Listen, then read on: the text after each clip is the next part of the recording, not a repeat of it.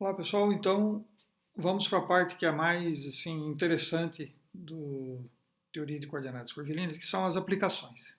Então nós vamos aprender a usar todo aquele formulário que eu passei para vocês anteriormente. Então vamos pegar o caso de um sistema de coordenadas cilíndricas. Então se vocês forem lá para a apostila, na página 52, figura 4.2, vocês verão lá a ilustração do sistema de coordenadas cilíndricas.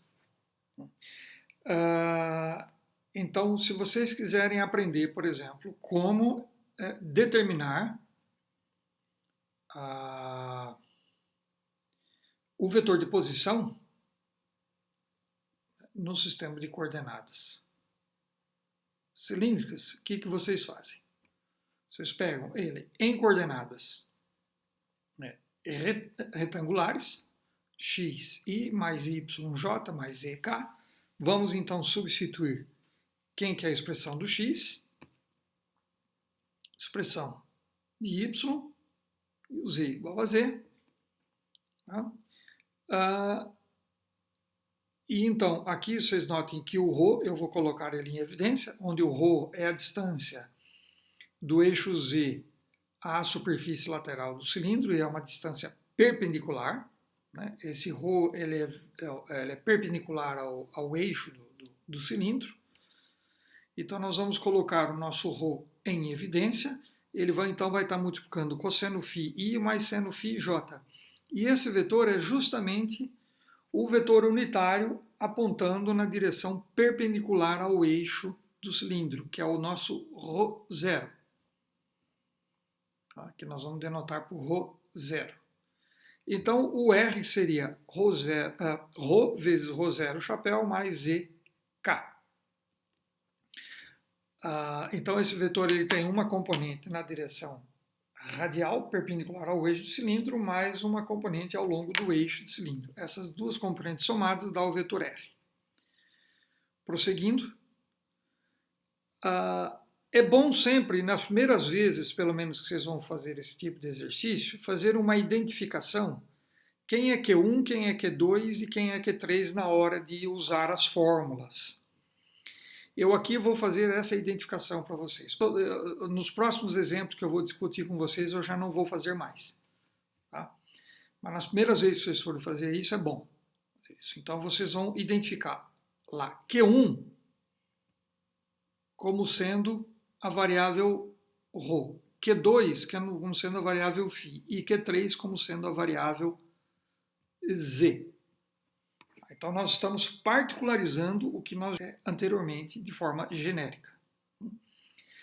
Então se vocês forem lá na equação de número 4.16, né, vocês vão colocar lá, substituir Q1 por ρ, Q2 por φ, então vocês vão obter essa expressão aqui para a métrica H1. O x com relação a ρ vai dar cosseno φ, a z com relação a ρ vai dar seno de φ, e zero porque o z não depende de ρ. Então dá cosseno ao quadrado de φ mais seno ao quadrado de φ, que dá 1. Então a métrica H1 vale 1. Vamos então agora calcular a métrica H2. Então novamente dirijam-se à apostila na equação 4.1.9 e lá vocês vão substituir Q1, Q2, Q3 por ρ, φ, z. Opa, houve um pequeno erro aqui, vocês me desculpem. Aqui em vez de φ, desculpa, é φ mesmo, é φ. É φ. Está correto, não tem erro nenhum. Então, no lugar de Q2, nós vamos colocar φ. Então, eu tenho essa expressão para o H2. Então, eu vou calcular a derivada do x com relação a φ, dá menos ρ seno φ. Com relação a φ, a derivada de y com relação a φ vai dar ρ cosseno φ. e da z com relação a φ vai dar 0. Então, eu vou pegar o meu ρ quadrado, colocar ele em evidência, ele vai estar multiplicando cosseno ao quadrado de φ mais seno ao quadrado de φ, que vale 1. Portanto, o H2 é igual a ρ. Vamos calcular então o H3. Então, se vocês forem lá na expressão, deixa eu ver, que eu não me recordo agora, o H3 é a expressão, é a equação 4.1.10. Houve uma falha, eu me esqueci de enumerar qual que seria essa equação. Então, as coordenadas retangulares vão estar sendo derivadas com relação à coordenada curvilínea Q3, que no caso é o Z. O X não depende de Z, né? Então a derivada dá zero. O Y também não depende de Z, então o Z, a derivada de Z com relação a Z, que dá 1. Então a métrica dá simplesmente 1, nesse caso. Pois bem, vai ser muito importante no que vem adiante, que vai aparecer em todos os lugares ali, o produto de H1 por H2 por H3. Então é bom a gente já fazer esse produto já logo de cara. Então o produto vai dar 1 vezes ρ vezes 1, que é igual a ρ. Então onde tiver aparecendo esse produto, substituir simplesmente por ρ. Então se vocês agora se dirigirem novamente lá à apostila, na expressão 4.3.4, e lá vocês substituírem Q1 por ρ, Q2 por φ e Q3 por z, vocês vão encontrar essa expressão para o gradiente. Mas o seguinte, lá aparece A1 chapéu, A2 chapéu, A3 chapéu. Lá isso é genérico. Agora aqui nós vamos particularizar. Para indicar a direção do radial, vamos usar ρ e aí a gente indexa 0, ρ 0, para não confundir com a variável ρ. Então esse é o vetor unitário apontando na direção ρ. E de φ também. Nós vamos usar φ 0. Então nós vamos colocar o 0 para não confundir com a variável φ. Aqui seria um Z0 chapéu, mas não, nesse caso a gente não usa Z0 chapéu, é simplesmente o K, né? O mesmo de coordenadas lá retangulares. Então, se eu substituir agora aqui quem é H1, H2 e H3, então nós obtemos esta expressão para o gradiente em coordenadas cilíndricas. Como vocês veem, depois que vocês calcularem a métrica, as métricas H1, H2 e H3, é simplesmente intuição em fórmula, para vocês encontrarem as expressões do gradiente, divergente, rotacional e laplaciano. Então, para o divergente de U, se vocês também se dirigirem lá à equação 4.3.7 e lá substituírem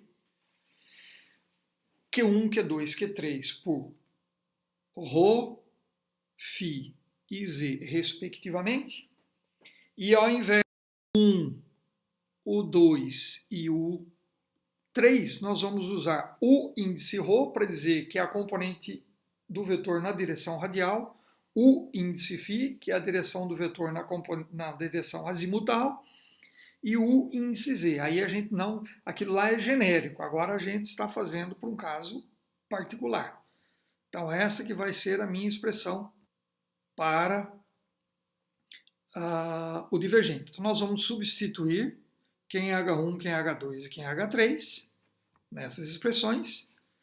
Então nós vamos obter isso que vocês veem aqui nesta linha. Tá? Agora vocês notem o seguinte, que o ρ que está aqui dentro dessa derivada com relação a z, ele pode sair para fora, ele é considerado uma constante, porque é em relação a z. Então a hora que esse ρ sai aqui para fora, a hora ele vai ser dividido por esse ρ que está aqui na frente. E, portanto, eu vou ter simplesmente del U, Z, del Z. Tá? Neste caso aqui, eu não posso tirar ele para fora, porque a derivada é com relação a ρ. Tá? Então eu tenho que manter ele dentro da derivada. Tá? No caso aqui, neste caso eu posso porque a derivada é com relação a z. Então o ρ é considerado como se fosse uma constante. Muito bem, então nós obtemos essa expressão para o divergente. Para o rotacional, simplesmente nós vamos montar um determinante de uma matriz 3×3. Então vocês se dirijam lá à equação 4.9 e o que vocês vão fazer lá? Substituir A1, A2 e A3 chapéu por ρ0 chapéu, φ0 chapéu e K. Tá? E del Q1, del Q2 e del Q3 por del ρ, del φ, del z. E no lugar de U1, U2 e U3, vocês vão colocar o ρ, o φ e o z. Então, depois de feitas essas substituições, agora, o que nós vamos ter para o rotacional? Então, 1 sobre H1, H2, H3, opa, eu me esqueci, 1. Se eu substituir aqui a expressão de H1, H2 e H3, então eu vou ter ρ0, ρ, φ0, K, e aí as derivadas parciais na segunda linha, e por fim o ρ, aqui não é o ρ, houve uma falha minha, vocês me desculpem, aqui é tá? Vezes, desculpa, na terceira coluna o z. Então essa seria a expressão para o rotacional. E finalmente para o laplaciano. Então vocês vão lá na equação 4.3.9. Houve também aqui um equívoco meu. Eu vou usar, em vez de φ, eu vou usar psi. Tá? E por que estou usando a variável psi? Para não confundir com o ângulo azimutal φ. Então eu estou usando uma letra diferente aqui para não causar confusão. Então nós vamos usar psi para a nossa função escalar.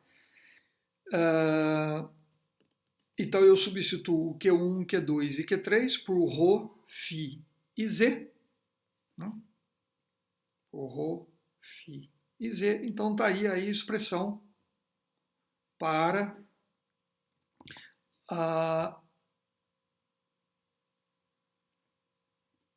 o meu laplaciano. Vamos substituir quem que é H1, H2 e H3 ali naquela fórmula e vamos chegar então a essa expressão depois de feita a substituição. Novamente vocês veem aqui que nessa última derivada a variável ρ pode vir para fora aqui. Por quê? Porque a derivada é com relação a z. E o ρ é considerado uma constante. Então, a hora que eu multiplicar por 1 sobre ρ, o ρ com o ρ vai cancelar e eu vou ter simplesmente a derivada segunda da psi com relação a z. Tá?